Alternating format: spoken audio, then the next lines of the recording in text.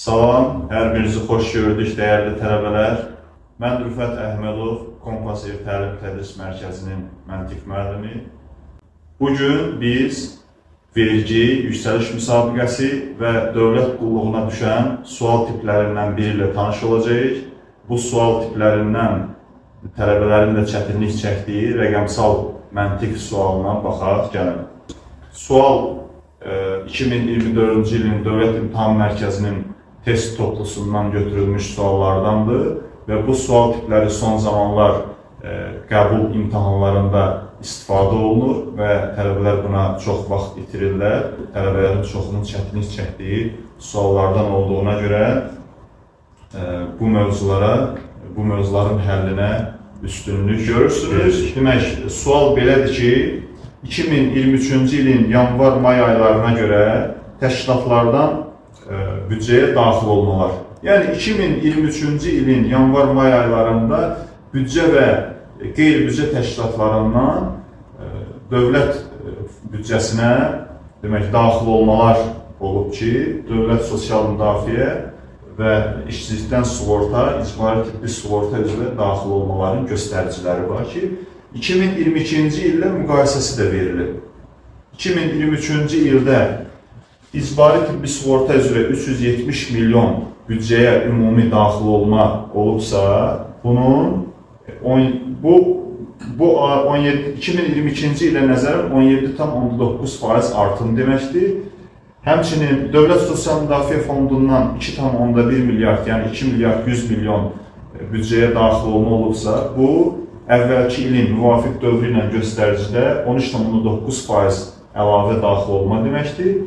Həmçinin işsizlikdən sığorta üzrə daxil olma isə 72,5 milyon, bu da 15,7% əlavə daxil olma deməkdir. Bundan başqa, ikinci bizim göstəricimiz də qeyd olunub ki, bu ümumi daxil olmaların içərisində həm də qeyri-büdcə təşkilatlarından daxil olmalar da var.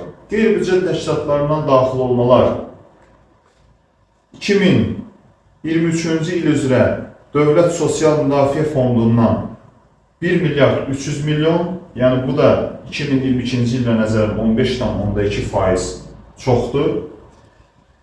İşsizlikdən sığorta fondundan 54 milyon manat daxil olma olub 2023-cü ildə, 2022-ci il üzrə göstəricidən 16,1% çoxdur və icbari tibbi sığorta üzrə daxil olma 260 milyon olub, bu da əvvəlki ilin müvafiq dövrü ilə göstəricilər 20,8% çoxdur. Biz bu tipli misalları iki mərhələli şəkildə həll edirik. Bu tipli misallara mərhələli şəkildə baxırıq. Yəni, burada əsas 2 il verildiyinə görə əvvəlki ilə nəzərən olan göstəriciləri qeyd edərək 2022-ci ili tapırıq hər ikisindən. Yəni, həm ümumi göstəricidən 2022-ci ili tapırıq, həm də qeyri-büdcə təşkilatlarına nəzərən verilmiş 2023-cü ilin göstəricinə nəzərən 2022-ci ili tapırıq. Hər iki göstəricinin fərqini yuvarlaqlaşdıraraq, yəni təkliklərə qədər yuvarlaqlaşdıraraq biz yekun cavabımızı almağa çalışacağıq. Bunun üçün biz nə edirik? Ümumi göstəricini tapmalıyıq ilk öncə. 2022-ci ilin ümumi göstəricilərini tapmaq üçün 2023-cü ilə nəzərən buna bir düstur tətbiq edirik. Bu düstur nədən ibarət olacaq? Dövlət Sosial Müdafiə Fondu, icbari tibbi sığorta və işsizlikdən sığorta fondundan daxil olmaların əvvəlki ilini tapmaq üçün artım faizini nəzərə almalıyıq. Yəni, 2022-nin Dövlət Sosial Müdafiə Fondunun göstəricisini tapmaq üçün 2023-cü ilin nəticəsini bölürük bir üstəgəl artım faizinə.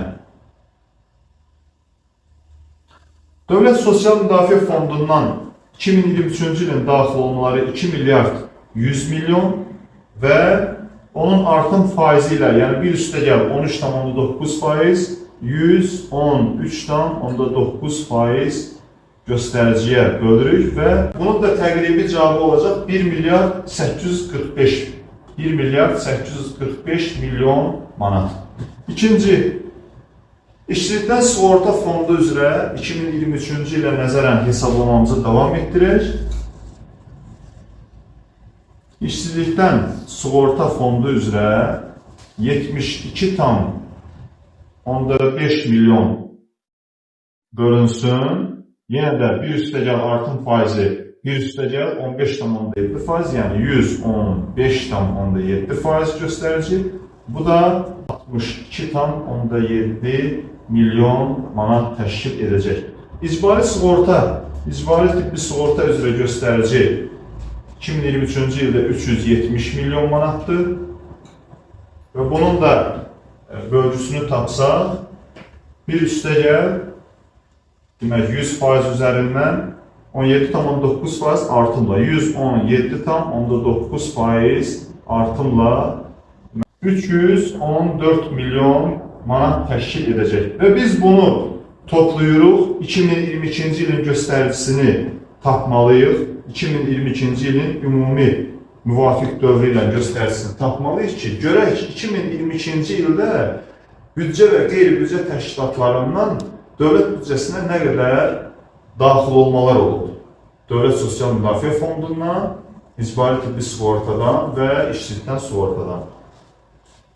Təqribi olaraq 2 milyard 222 milyon.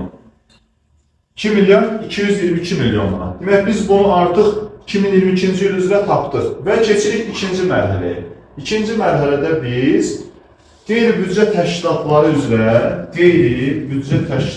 üzrə daxil olmaları tapmalıydıq. Qeyri-büdcə təşkilatları üzrə daxil olmaları da eyni hesablama qaydası ilə tapırıq. Demək ki, yenə də həmin düsturu tətbiq edəcək 2022-ci ili tapmaq üçün. Dövlət Sosial Müdafiə Fondu üzrə daxil olmaları tapmaq üçün 2023-cü ildə 1 milyard 300 milyon, 1 milyard 300 milyon bölünsün, artım faizi ilə birlikdə götürsək 115,2%. Bunu bu bölgüdən təqribi olaraq 1 milyard 128 milyon manat 2022-ci ilin göstəricisini tapmış oluruq.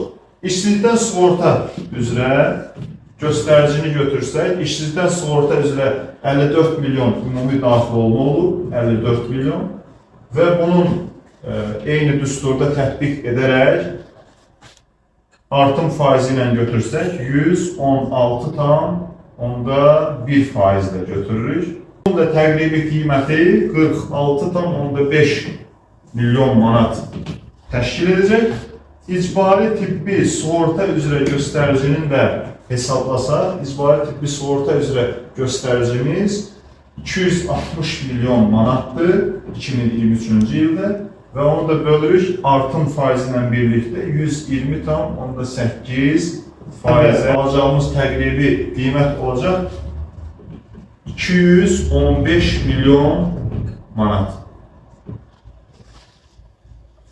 İndi isə dəyərli tələbələr, biz qeyri-büdcə təşkilatlarından daxil olan ümumi 2022-ci ilin göstəricisini tapaq. 2022-ci ilin göstəricilərini toplayaraq 1 milyard 128 milyon, 46,5 milyon və 215 milyon. Bunu da demək, toplasaq təqribən 1 milyard 390 milyon tapırıq və əvvəlki tapdığımız 2022-ci ilin ümumi göstəricisini də yuvarlaqlaşdırsaq təşkilatlara qədər 2 milyard 220 milyon götürərik. Bunların da fərqini götürsək 2 milyard 220 milyon çıxılsın 1 milyard 390 milyon cavab alarıq 830 milyon manat. Bizim tapdığımız ümumi göstəriciyi qeyri-büdcə təşkilatlarının